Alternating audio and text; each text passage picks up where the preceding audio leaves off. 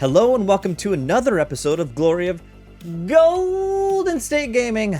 I am your host, Swampsweeper, and with me today, my round 3 opponent at the Las Vegas Open, Dave. How you doing, Dave? Welcome on the channel. Hey, Kenyon. Thanks for having me. So Dave and I, we in a life a long time ago, way back in the Bay Area, we played some 9th Age together, and I was so excited to see Dave at the Las Vegas Open. We're on different coasts now, and we get to see each other in the middle of the country. It's such a great thing. I was so, and then when I got paired into you, I'm like, yes, playing Dave. Yeah, I was relieved about that too. Because we had actually never played before. Exactly, we had never played before. It was crazy. You know, we interacted so much during the 9th Age days. Never actually played together. I was really excited to actually get to roll dice with you. Thank you. That pleases me tremendously. But Dave, I need to ask you the most important question on this thing, on these battle reports. What is your Warhammer story? When did you start playing? What was your first army? What was your favorite army? I just love to hear these stories from whoever comes on the channel with me. So yeah, just lay it on me. So, you know, for me, it started in 1999. Okay. I was 11 years old. Okay. And my very best friend brought like some broke ass like Empire models that he'd like thrown black paint on to school. And I thought, what's that? And he's like, don't even worry about it. It's like, you wouldn't get it. It's whatever. This is too cool for you, man. Hang on. Now I want to know more. And so yeah, and one day he brought the High Elf book to school. He actually, so essentially what it was his older brother played, right? Okay. His older brother is like 4 years older than we are. Turns out 4 years older than we were at the time as well. So he had his own gaming group of like the older kids. Mm-hmm. And they had, you know, there was somebody who played Undead. They were one army at the time. Yes, I remember someone that. Who played Chaos Dwarves, someone who played Skaven, someone who played regular Chaos. My buddy was playing Empire with his older brother because his mom said he had to. Bring your little brother along. Yeah, Make sure he doesn't get any trouble. So basically, my buddy was like, "Here's this High Elf book," and you know, with it, I think he wanted me to play High Elves. Yeah. He's like, "No one is playing High Elves in this group, so here's the book. Play High Elves." Yeah. And the rule at my buddy's house was if the older brother wanted to have friends over, then the little brother got to have friends over too. So I got invited over. I had like, I don't know, 10 of the plastic High Elf spearmen and archers, like the ones that came in the box. There was like, you know, 4 or 5 monopose ones. The monopose. Yes. Were they the monopose, or were the ones that actually had heavy arm? Yeah. This is like just when the multi-part models were coming out. Yes, I remember, one of the first ones, like the Empire State Troops. Mm-hmm. And so like for me, it was hanging out with the older kids. This is like my little I don't know. I wouldn't call them the cool kids now because I know, but because I was 11 and they were 15, they were cool. I know the same feeling. I have an older brother. It's whatever they were doing was amazing. Yeah, looked up. Yeah, exactly. See, but I didn't have an older brother, so this was, or I don't have any. So this was, for me, it was, you know, a thing, and I felt good, even though they just shat on me the whole time. And I'm still friends with these guys. One of them in particular, like my old best friend's older brother, he's a son of Bugman now. You know, he's very much active in the club with me. Nice. And so like, I don't know, I call him like the vampire who made me. He's we're still playing, you know. Awesome. Long-term friendship, that's for sure. Yeah. And it's funny too because like there's still like a little bit of like a sibling like we still grind on each other and just dunk on each other all the time. I don't have a relationship like that with anybody else, but like it's Warhammer that kept it alive. Yeah. And actually, I gotta say, Warhammer, like outside of friends I made at school, yeah, Warhammer is the way that I've been able to like maintain friendships. It's so true. And I was just thinking about, you know, it's easy to make new friends when you're in school or when you go in your first career, your first job. It's easy to make those friends, but as you grow a little older, and you're a little more middle-aged, it's hard to make new friends. And I feel like the only way I've actually done that is through war games, through tabletop war games and RPGs. Yep. It's like it's such a great mechanism to like just meet more people. It gives you a reason to talk to new people. Yeah, and face to face too. I mean, not to like take anything away from anybody else or how to make friends or whatever, but like for me, it means a lot to like sit across the table from somebody and look at them in the face and then interact with them in a way that like, okay, we're both trying to accomplish this thing, playing this game, or, you know, tell the story, whatever it is that we're going to try and do, you know, like it's an interpersonal experience. And that's, I think, the thing that, you know, is the most meaningful thing about it. It's special. And I've asked everyone who comes on this channel this same question.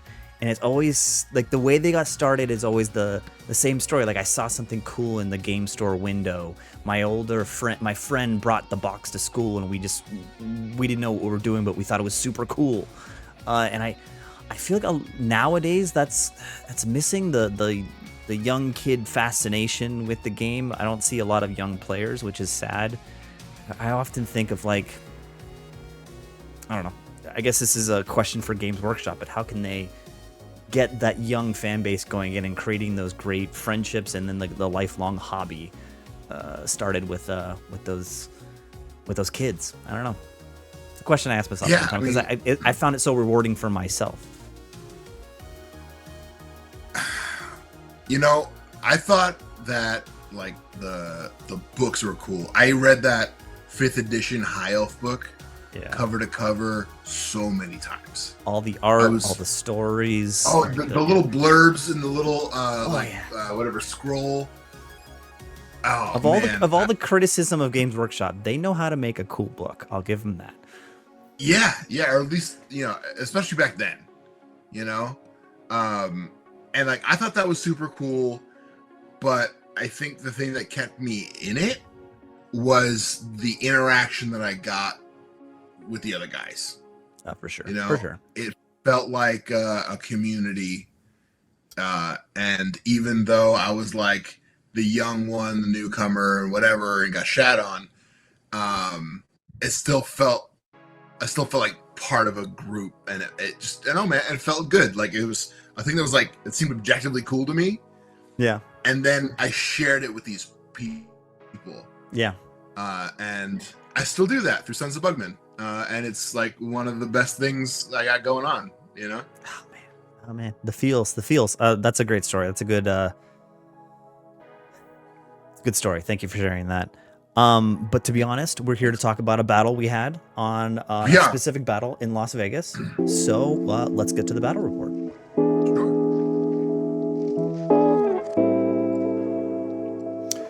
Okay, I started off the tournament with a big win and then a big loss, and then I got paired into you. So I think you had two middling games and then a big win and a big loss. My first game was a 19-1. Okay. Against High Elves. Okay. It was great. I completely just took that guy apart. Yeah. He went on to win, I think, the next 4 games. I paired into Ivan. Great player. Great player. For my second game, who is fantastic. He back when we were doing 8th edition before Old World came out, Ivan used to come and join us Sons of Bugman meetings and play 8th. Ivan's a phenomenal player, like Russian grandmaster. I like to tease him a little bit. He's he's really phenomenal player, and he took me apart in that second game. 20-0. There was no his army was just like water, man. Like there was no pinning it down. That's what Hiles do. That's what Hiles do. And my army wants to like just run up and punch. And his could not be caught. And then so I ended up with a 19-1 and then a 20-0, and I paired into you. And we are. 2,000 points. This is close quarters. Oh no, that's not the correct deployment. It's King of the Hill. Scratch that. King of the Hill, random gang length. So this is the King of the Hill is actually my preferred scenario. I love King of the Hill. Yeah, because you want to go up there and sit on the objective, and that's probably not my preferred. Well, maybe it is. I don't know. You have to come out to do that, so it's good for me. Like you come to me a little bit, and then I can shoot you. So it's I don't know. I'm okay with that scenario. But you are playing Beastmen Brayherds. If anyone watching is interested in my list, you can click the link right above my head. It'll go around the round 1 video where we go over my list in a little more detail. But I'm just going to go ahead and jump right over to Dave's list. Dave, you don't need to go through this line by line, but I'd love you to tell me how this list works together. Like, what's the combo? What's the big strong unit? Take it away. So there's no special gimmick in this list. I wanted it to be, more people than you think feel the list just of all the units, all the models they have painted. That's their strategy, which I think is still a great strategy. But sorry, continue. Yeah, no, you should paint what you feel, and you should feel what you paint. Yes, that's a good slogan. It should be on a shirt. Yeah, I just came up with that. Paint what you feel and field what you paint. Yeah. Yeah. So basically, I wanted to have like a big, stompy, fighty lord, and I wanted to put him on a chariot because I wanted him to be on something. Beastmen don't have ridden monsters. I feel like ridden monsters are sort of overdone in the current meta anyway. That's very true. So I put him on a Razor Gore chariot. Not least because I converted a Razor Gore chariot out of like an old Razor Gore and Orc chariot, and I just had a lot of fun painting it and sort of rule of cool. I just really like that model, and so that's my guy. Don't get me wrong, Beast Lord on a chariot is still a damn good model. Yeah, no, he's great. Oh, there he is, he's going by. He's right in the middle there. So yeah, I mean the strategy with him is, point it at the biggest thing and send, right? Yeah.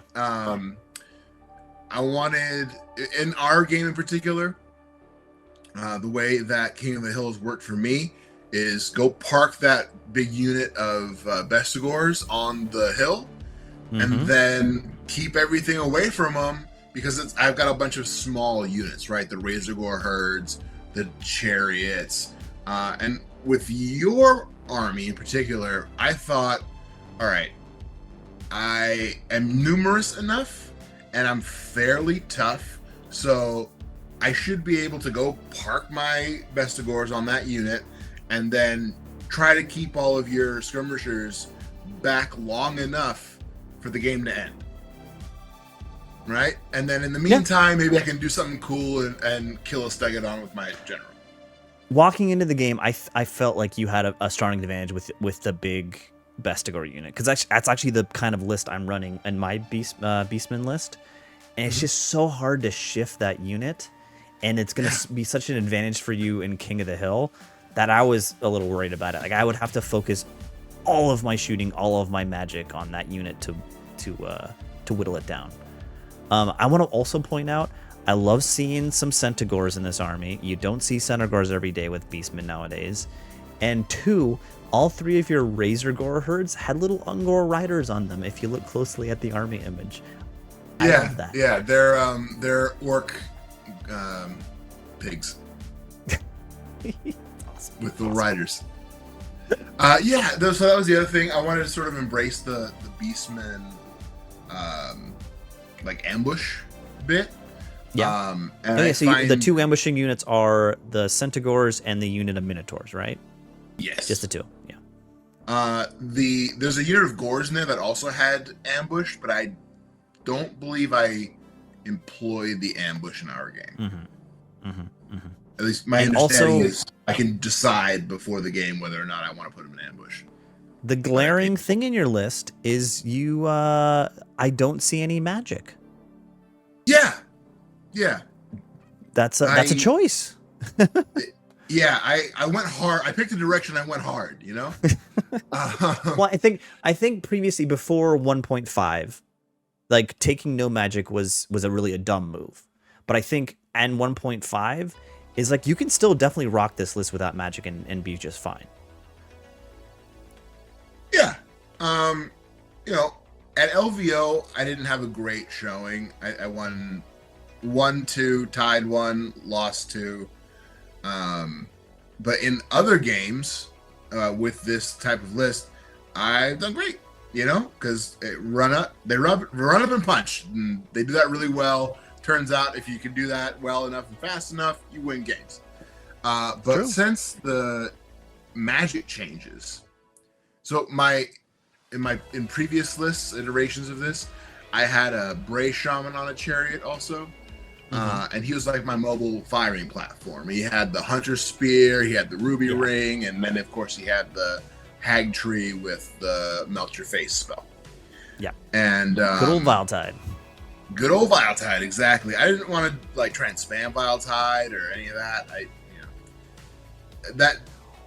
That just wasn't. I didn't want to like go hard on magic. Yeah, but being taking models off the board with Viletide doesn't feel good for it happening to you. It's not a feel good situation.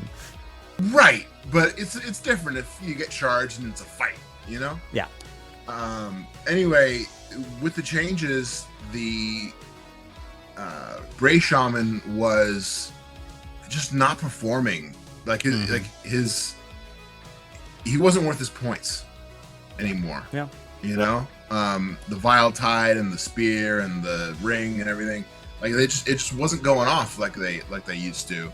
And he's such a point sink. It was like, I don't know, almost 400 points with all the stuff on him.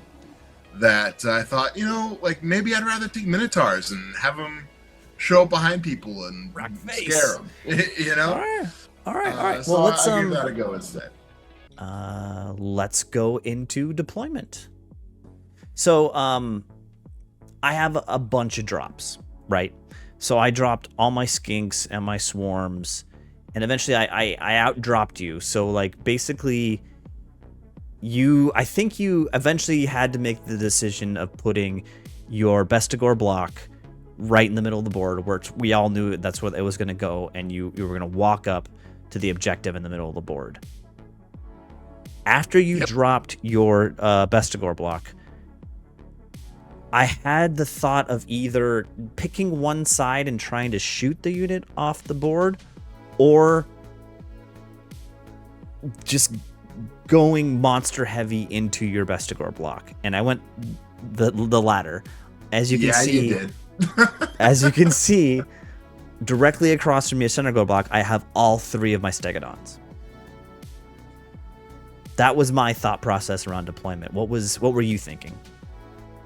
I was thinking that the Gorgon and the Beast Lord would be able to put enough hurt on Stegodons that the Bestigors would be able to withstand it. And that was a gamble. The Gorgon needs 6s to get that killing blow. But he did get it in my first game against the High Elf Star Dragon. That was nice. Beautiful. It was a chef's kiss moment. It just didn't come through. And then, I think, I don't know if I'm jumping ahead here, but like there was a moment in our game Don't do it. Don't jump Hold on, ahead. let's get there. We'll get there. We'll get there. Actually, Okay. matter of fact, I'm just gonna skip right ahead to it. I just want the image to be well doing that. Basically, during the game, you push up in the center of the board. I respond with shooting and magic on your pieces, kind of on the side of the board, and then Yeah, it was sort of like mosquito-ish. I was like running into your skinks, trying to get them to disperse, and they swarmed around exactly. and did their blow dart thing. And then basically, top of turn 2, you push your best score block past the center objective, and you gave me a charge with all of my monsters. And I'm like, do I do it? 3 Stegodons into a block of Bestigors? I think that's the right move, and I take it. Oh, Yeah, hold on one more. and There you go. my I thought take was, this charge. Boom. You know, I'm gonna lose, but you're not gonna kill them all, and I'd be stubborn. You know.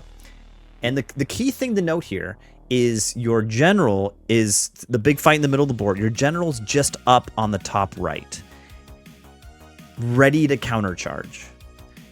And I messed up on this. Oh, well, actually, I think this is the last image I took. Yeah, so this is, I kill like almost the whole unit. I think the front rank's left alive, and I messed up and I put one of my Stegodons hanging off the end of your unit on the right, which then gave your general a charge into one of the Stegodons. You take it.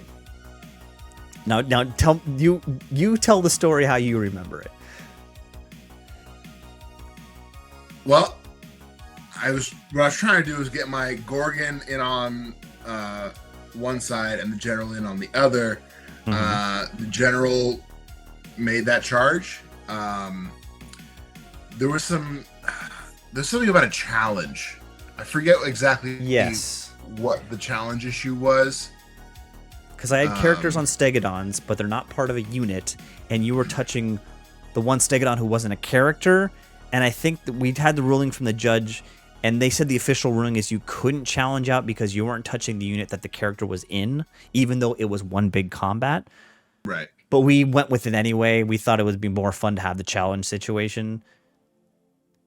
And so you challenged out one of the Stegodons with the character on it. Right.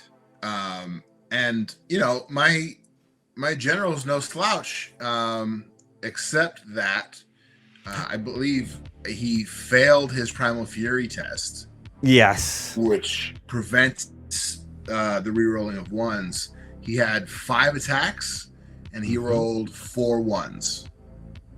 I think you hit with everything. Yeah, I think you got 5 hits. And No. ones. I 5 attacks and 4 ones. Yeah. Yeah. You had 5 attacks. You hit all 5 times, and then you rolling to wound, right? No.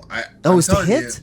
The way I recall it, it was to hit. I was rolling ones. Because I was really kicking myself because of the Primal Fury failure, right? I not should have, but normally I pass that leadership test and I can reroll ones. And then, of course, that's when I roll all these ones.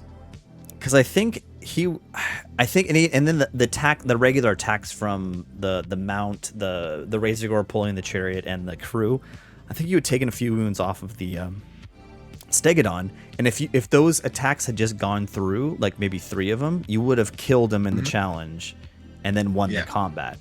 But since that happened, I swung back and I rolled out the box, and I think I killed your general with just Stegodon attacks. Yeah. And that just swung the combat in the middle. Already from the skate shooting coming in. You know? So. And then that combat, which was like you having all those misses in the combat, swung that specific combat in the middle of the board. I won it. You fled. It was my turn after that, and then I charged and ran you down, and the game basically ended there. Yeah, I had no hope at that point. It was over. Because I have never seen a game swing that hard that fast I think ever, maybe in a really long time. Because even your ambushers came on, like the the Centaurs came on the back, and I just turned around and laser beamed them. And I can't remember. I don't think the Minotaurs even made it on the board. Yeah, no, I don't think they did. I don't think they did. But I do recall because the Centaurs, they're fun because they can't charge on the turn they show up. Yeah. But if you give them throwing weapons, they can throw stuff at you, which is fun. It's cool against war machines because if you give them the axes, they're strong, but they don't have AP. But war machines don't have armor, so you know. But yeah, to have them just show up and then immediately get taken off the board, it felt a little 40K-ish. But yeah, I mean, yeah. Let's just jump to you had that game. I gotta hand it to you. You really, you got me. No, I think if the combat had gone your way and you had killed the character, then I would have not killed your general. You probably would have won the combat. I still had a bunch of shooting and magic on the board. I still could have counteracted that slightly, but I think that's what I was saying. It was such a hard swing. I think if it had gone your way, it would have been very, very hard for me to not face a big loss. I don't know. I don't think I see it that way. My hope there was to win that combat, take one of the Stegodons off the table, push them off the objective, and then hope that the game randomly ended. Right? Because if I had left the Vestigors on, like, let's say I killed all 3 Stegodons, right? If I had left the Vestigors on the hill, the rest of your skinks would just run around and shoot me until I was dead. Like, there's no way I could keep up with it. You're faster than me. You're more agile. There's just nothing I can do. Maybe the Minotaurs could have shown up and done something, but I doubt it. The only way I was going to win that would be to push your stuff off the hill and have the game end. But all hope of that was lost when I completely whiffed with my general, and then you stopped me. It was such a moment. I remember just looking at the dice and being like, "Whoa, whoa! Did that just happen? Whoa!" All right. So you said the rest of the tournament, like your Beastmen didn't have the best showing. For the next tournament, are you going to bring Beastmen again? Or are you going to change the list? Are you going to a different army? What's your plan? Well, back what was it? It was BAO of 2024, I think. I was playing Corn Demons, and my style is full send, right? I want to run up and punch. I want to fight. I don't like gimmicky stuff. I want like epic battles, yeah. And I love my Corn Demons. I did them as a part of like a 4-person all demon escalation league in the Sons of Bugman. So 4 of us. Did you do all 4 Chaos Gods? 4 of us, we each picked a god. Yeah, that's awesome. We each did an army, and so I was doing Corn, and so I had my stuff all painted, and just like I practiced the hell out of it. I absolutely love that army, and then it was stolen. That army got stolen out of my garage. Someone just came in and took it. I don't know who did it. I don't know what the hell they were thinking. Why didn't they steal a TV? Like, why would you steal a Corn army? What? I don't know. So painful. That's so much more painful than a TV being stolen or anything of like. I would trade a TV for that army back in a heartbeat. All the effort and time you put in that. That's so painful. So what I'd really like to do is get another Corn Demon army painted. Oh, going back. Like, I want to bring it back. Right? I had so much fun with it. I want to do it again, and Like it plays the way I want to play, especially now with the way Magic is. Like, Yeah. They're strong against Magic before. So in my ideal world, that's my next project. If that doesn't happen, I have a High Elf army that's getting worked on right now. Let's come out and say I'm not working on it. I feel like High Elves are my first army and my first love.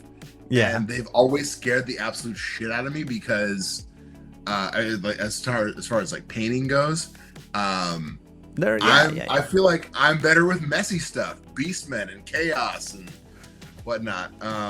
But like the fine lines and the gentle symmetry of the the High Elves, they it just doesn't.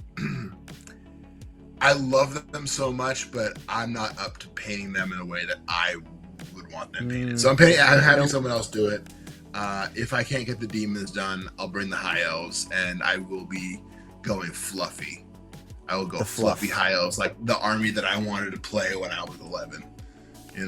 Next question and last question: are you going back to the LVO? Probably.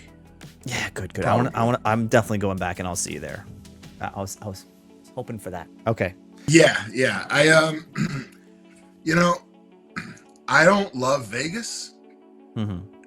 Same here. I'm kind of over Vegas. I just like going to the tournament. Yeah, the thing is, I like hanging out with you guys. Yeah. Again, it's part of being in the community. That's the part I like, the part I love, and that's the only thing keeping me coming back to Vegas. Maybe I can convince you to come out for the Atlantic City Open, the team tournament. Yeah, that might be something. If we can get a Sons of Bugman team going. I've never been to Atlantic City. I'd give that a go. It's not that nice. You're gonna have to come for just the tournament, but. But anyway, Dave, thank you so much for joining me. If anyone is watching, please like and subscribe. And Dave, I'll see you next time. Thank you so much. Yeah, looking forward to it, Kenyon.